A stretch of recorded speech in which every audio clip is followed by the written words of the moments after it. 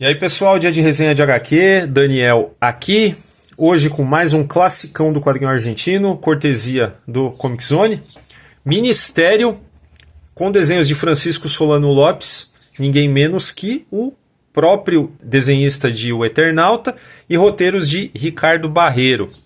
Ricardo Barreiro, que inclusive já tem outras obras comentadas aqui, lançadas pelo Comic Zone também, Cidade, Parque Chaz e tal. Se você não viu, dá uma olhada aqui na playlist do canal.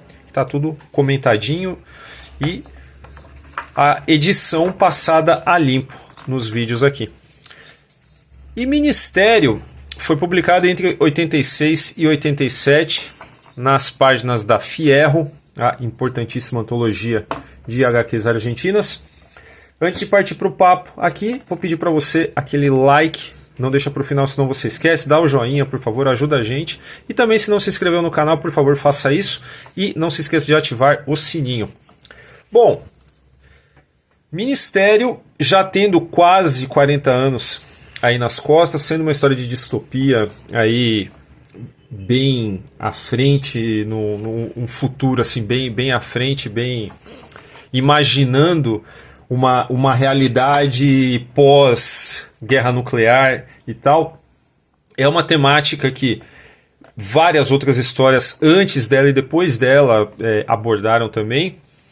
Então é inevitável que a gente encontre certas similaridades, não tem como, mas é sempre bom a gente ter o contexto em mente, tá? 86, a questão histórica da própria Argentina, né? Esse lance dos autores com a história política do seu país. E mesmo assim, mesmo que você encontre muita coisa em comum, né, e fale assim, mas isso aqui eu já vi em tal história, isso aqui eu já vi naquela outra e tal, então para mim não tem novidade aqui.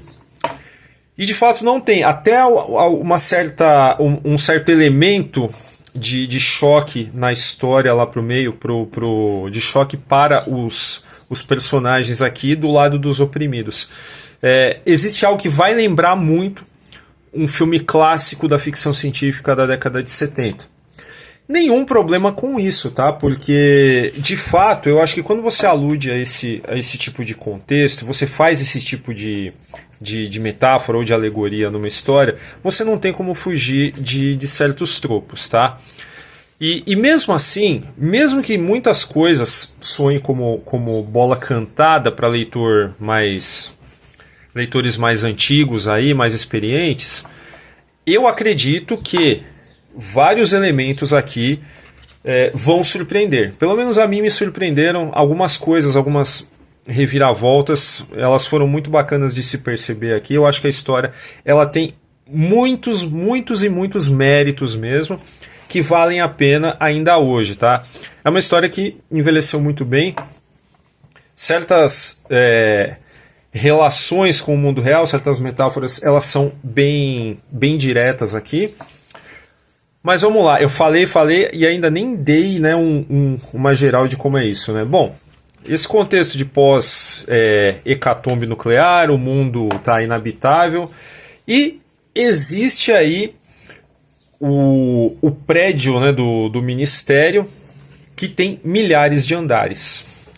E ele é comandado por uma entidade chamada a Hierarquia, que nos seus andares superiores comanda e oprime uma massa de trabalhadores de todos os tipos. Então você tem aqui, dentro dessas funções desempenhadas por essa massa, você tem assim burocratas de todos os tipos, mas existe também aquela questão da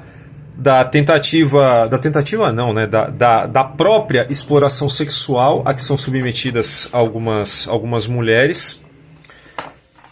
E o que vai dar um incidente aqui para a história, no caso, é a figura do personagem do Carlos, que gosta de uma moça que trabalha na parte de telefonia, que é a Suzana, que acaba sendo escolhida lá para o harém do intendente geral da Hierarquia. Desculpa, intendente não, interventor geral. Falei errado o cargo. Mas é isso. E ao longo dessa história, o que a gente vai percebendo, né, quando o Carlos resolve, né, se levantar contra esse regime, é que a gente vai aprendendo como é que funciona esse mundo e inclusive que existe uma revolta em curso, já existia uma revolta em curso quando isso aconteceu. Então é meio que uma coisa acaba atrelada na outra, né? Ele se junta a esse grupo e assim segue essa corrida para derrubar esse regime com as figuras demoníacas, né, do interventor, né? E aqui a gente tem, obviamente, várias referências diretas ao nazismo, né? Afinal de contas, o serviço de segurança, né? Que é SS, no caso, e você tem as figuras que realmente, sabe, estão trajadas como os SS da Alemanha nazista, e as experiências genéticas também que remetem, né, a esses abusos que foram perpetrados, essas barbaridades que foram perpetradas durante a Segunda Guerra. E assim a história segue. Bom, conforme eu falei, né, você tem um prédio aí que funciona, onde pessoas nunca nasceram e nunca viram o mundo exterior, não sabem como é que é, só conhecem essa realidade. E essa questão da estratificação social extrema que é praticada aqui pela hierarquia, ela já está, de uma certa forma, representada no fato de ser um prédio, né, de serem andares distribuindo pessoas. E fora isso, você tem esse lance também da SS e tal. É muito direto o recado que os autores deram aqui. Agora, tem algumas coisas também, entre as coisas que me surpreenderam, eu não vou falar o que é, porque não quero estragar a experiência de ninguém, mas é interessante perceber que essa questão do serviço de segurança, o SS no caso, quando for explicar por que esses caras eles são tão grandes, né, tão maiores do que as pessoas comuns, eu tenho certeza que essa explicação que os autores colocaram na história, inclusive aludindo a um certo personagem muito, muito famoso de fora da Argentina, tem o potencial de irritar muita gente, e eu acho ótimo, né, isso mesmo, porque no final não é nada ofensivo, tá? É a visão dos caras aqui, então eu nem tenho o que falar, na verdade. Mas é óbvio que vai irritar certas parcelas de leitores aqui. E eu acho que as reviravoltas do final também, elas compensam bastante. A história ela é bem movimentada e tal, para chegar num final que é bem gratificante na minha opinião. A parte gráfica, né, a gente está falando de um cara que desenhava, né, porque já faleceu, desenhava demais, tem essa